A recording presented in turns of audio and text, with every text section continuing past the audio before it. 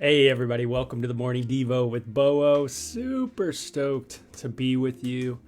Man, I missed yesterday, huh? Yeah, well, yesterday was a busy morning for me. Had some things to get done and had to go do a visit for my mama. And so I wasn't able to get into the House of Devo, and man, do I miss it. When I'm not in there, man, I miss my time in the Word with you all and myself, just getting in the Word. It's just so important, so fun. And let's get into it. So thank you so much for your prayers, you guys' concern. It's always just a super, super blessing. Yeah, always trials, but, with the Lord, we're we got so much hope. May the God of hope fill you with joy and peace as you trust in him. And so, that's kind of where I'm at, and I appreciate everybody. So, hey, Laura, we'll be thinking of you this morning as you got a doctor appointment. We'll be praying for you. Jonathan, so stoked to have you in the house today. And we're going to be in chapter 5 of the book of 1 Samuel. Kind of pick up the narrative about Israel going to war against the Philistines, bringing in the ark, thinking that's going to work, but it doesn't really work. And then there's the kind of the bummer of the death of their priest and his kids as well, his sons anyway. And just a real downer. People are super bummed, in Israel. The sky is falling, so to speak. And sometimes we can have that kind of mentality, can't we? That the sky is falling.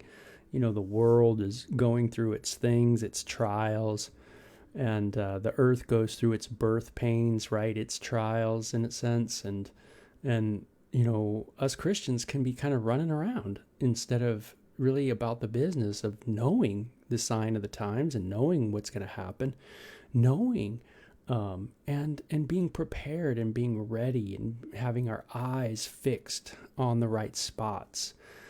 And that's what I want to do, and that's where I want to be. I want to have my eyes fixed on the right spot.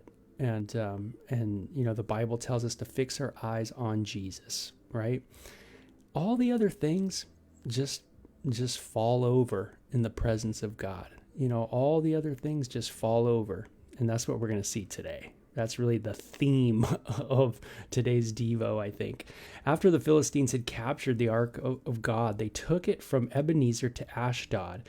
Then they carried the Ark to Dagon's temple and set it beside Dagon. Might want to look up Dagon, see what Dagon looked like, a very old deity.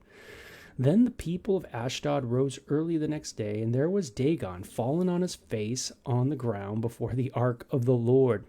The idols fall before the Lord. They took Dagon and put him back in his place. But the following morning when they rose, there was Dagon fallen on his face on the ground before the ark of the Lord. His head and hands had been broken off and were lying on the threshold. Only his body remained. That is why to this day neither the priest of Dagon nor any others who enter Dagon's temple at Ashdod step on the threshold. So, hey, they were kind of superstitious too. Hey, don't step on the threshold. That's where that thing happened with Dagon, that idol that we made. Yeah, so, they would kind of hop over the threshold. Sounds like when you're a kid, right? And you're walking down the sidewalk and you notice there's a bunch of cracks all over the ground. Have you ever done that before, where you look down and you see all the cracks and you kind of, as a kid, you're like, and it even hits me today, where I'm like, I don't know if I should step on the cracks. So you start what? Hopping in between them, right? Kind of making sure that you step not on the crack, right? Well, we've all kind of maybe had that kind of, really cute superstition, so to speak. But you could see how it develops early in us as human beings. No one had to teach us about not stepping on the cracks. We just made a game out of it. And for some reason, it just hit us as like a little superstition. Hey, if you step on the crack, something's going to happen, right?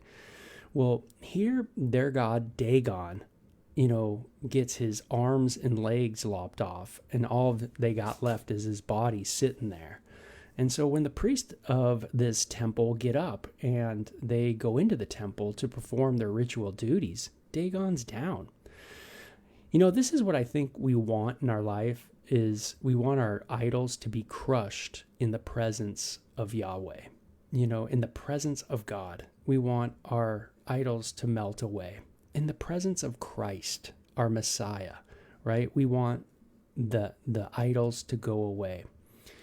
We want him to get greater, our idols to literally get their arms cut off and their legs, that kind of thing. Meaning they're no longer able to grab us. They're no longer able to run towards us. Our enemies now certainly are defeated. And this is the hope that Jesus brings, is that even though I might be stuck in something, I might be still, struggling with whatever you're struggling with. Did you know in Christ, there is promised victory. There will be victory. At some point, I will be in the presence of God. And it will be a glorious thing. I will be able to stand into the presence of God unaffected by his holiness, meaning his holiness will not kill me. My sin will be dealt with. It is dealt with, it says, by Jesus. And I'll see the fruits of that finished work on the cross of Jesus when I'm standing in the presence of the Father. And so I'm promised this. He who is trusted in me, Jesus says, has passed from judgment to life. John 5. Hey, awesome. That is cool, man. We're no longer judged by the Father, right? We now have victory. And it's Jesus has won that victory for us. So in a sense, our idols, though in the present time, they might get us. You might not think you don't have an idol. You might think, oh, well, man, I don't smoke and I don't drink and I don't. But man, are you an idol to fear? Are you an idol to control? Are you an idol to envy? Are you an idol to strife? Are you, do you have an idol called, stress? Do you have an idol called, finances? Do you have an idol called reputation? Oh man, the list goes on and on and on, right? Of the different kind of idols that we serve on a daily basis. But you know what? We are promised ultimate victory. And that's where our hope is. That's where everything is in us this morning, right? We're going, man, yeah, sure, there's those things in our life. Yeah, we still lack a ton. We still need so much more sanctification to be like Christ. But you know what? We know there's the promise, right? That he who began the good work in us will be faithful to complete it. All idols will be gone. The Lord's hand was heavy upon the people of Ashdod and its vicinity. I guess so, right? The Lord's hand. Isn't that a cool picture? The Lord's hand. Kind of the power of God, the presence of God, the working of God, in a life or, in the world. That's kind of this idea of the hands, the Lord's hand, right? It's not necessarily a hand, right? But it's a picture, right? It's what, anthropomorphic, is that what they call it? The idea of that it's using human qualities to point to something about the deity, about God, and so we would understand it. The Lord's hand was heavy upon the people of Ashdod and its vicinity. I almost get the sense it's kind of like a little spank, right?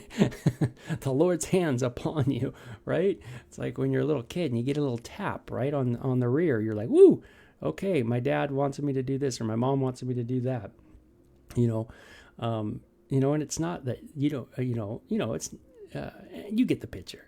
The Lord's hand, right, was heavy upon the people of Ashdod. And it brought devastation. The Lord, he, it says brought, not it, but he brought devastation upon them and afflicted them with tumors. Ooh. And when the men of Ashdod saw what had happened, they said, the ark of God of Israel must not stay here with us, because his hand is heavy upon us and upon Dagon our God. So they called together all the rulers of the Philistines and asked them, what shall we do with this ark of the God of Israel?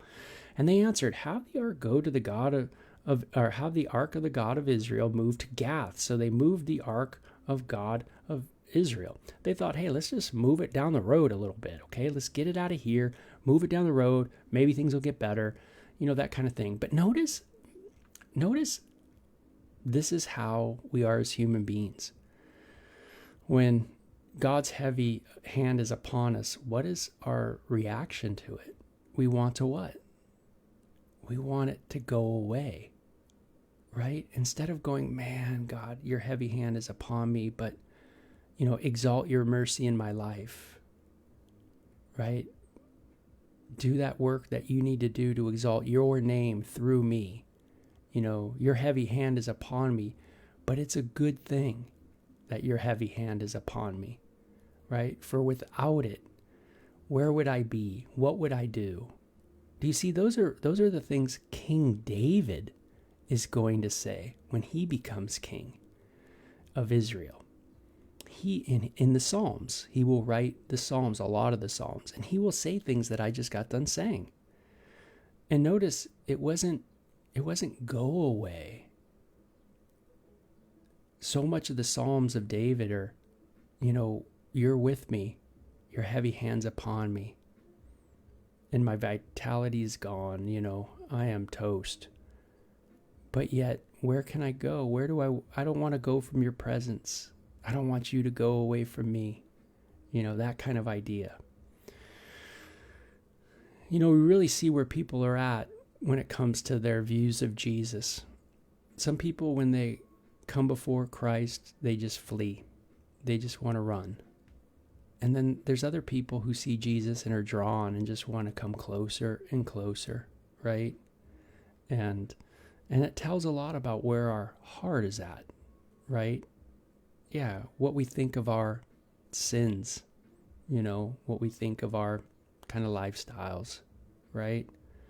Yeah, it says a lot about, maybe just us as human beings, of really how we approach Jesus, Am I like Zacchaeus in the Bible? What is it, Luke 19, I think it is, 17, 19, where this tax collector Zacchaeus sees Jesus and says, Jesus, you're going to dine with me today. Isn't that cool? Man, I need to get with you, and I need to tell you some stuff, Hey, this is my battle. This is my struggle. This is my sin, right? Very cool. And man, I certainly want to be someone who is just continually drawn to the Lord. And this is by way, just a little caveat, this is why Jesus spoke in parables, right? For those who seek, they would find. But those who don't want Christ will go away. Yep. So, and it says, they answered, have the ark go to Gath. Hey, let's take it over here. Maybe that'll work. But after they had moved it, the Lord's hand was against that city, throwing it into a great panic. And he afflicted the people of the city, both young and old, with an outbreak of tumors. So they sent the ark of God to Ekron. It's almost like a mini version of the book of Revelation. It's like the affliction of the wrath of God, right? On the idolatrous world. And yet, what does the world do? What do the Philistines do? They, cry out. They say, get this thing away from me, right? And that's what you see in the book of Revelation as well. So you see this theme. Interesting. So if I say, hey, I don't believe in God because I want God to be, why isn't God here? Well, if God were present, his heavy hand were upon you, guess what you would want? You would want him to go away. That's right. Unless you were right in your heart, unless you were humble in your heart, unless you were seeking the Lord in your heart, then you would draw near when he has that heavy hand upon you, right? So they were afflicted with tumors, and so they sent the ark to Ekron. Let's keep moving this thing. So the ark of God was entering Ekron. The people of Ekron cried out, they have brought the ark of God of Israel around us to kill us and our people. Man, we've heard about this thing. Can you get the ark away? Now, there wasn't any power in the ark. Remember, they brought out the ark. Israel brought out the ark to go to war, and nothing happened. 4,000 people died, or 30,000 people died when they brought out the ark during wartime and thought, oh man, we're going to win because we got the ark.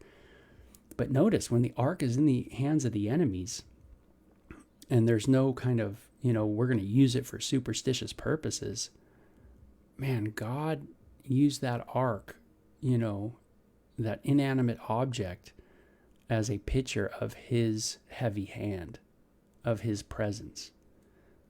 And it says, so Ekron cries out, get the ark away. And so they called together all the rulers, and they had a little committee meeting, a little government meeting. Send the ark of God of Israel away, and let it go back to its owner, or it will kill us and our people. For death has filled the city with panic. God's hand was very heavy upon it. Those who did not die were afflicted with tumors, and the outcry of the city went up to heaven. So that's the end of that chapter. It's a pretty short chapter, but one that just reminds me this morning that, hey, I know my idols are going to fall before God, and I'm thankful for that. Even the ones that I have now in my life are going to fall before the Lord. And another thing is those ones where to draw close to God. I think of that. Draw close when his heavy hand is upon me, when he's in a sense, his presence is there, man. He's speaking to me. Don't run. Right? No way. No, Jesus is safe. We can come before him. The woman caught in adultery, safe with Jesus, right? Super safe, man. We can be safe with him. He knows our frailty, and we can come to him and not run. And if we're running from Jesus, we got to ask the question, why? Right? Why are we running from Jesus? So, very cool. Today I want to stay abiding in the vine. So let's do that today. Hey, so good having you guys in the house of Vic Devo. You guys have a great day. Glad to be with you. Okay, bye-bye.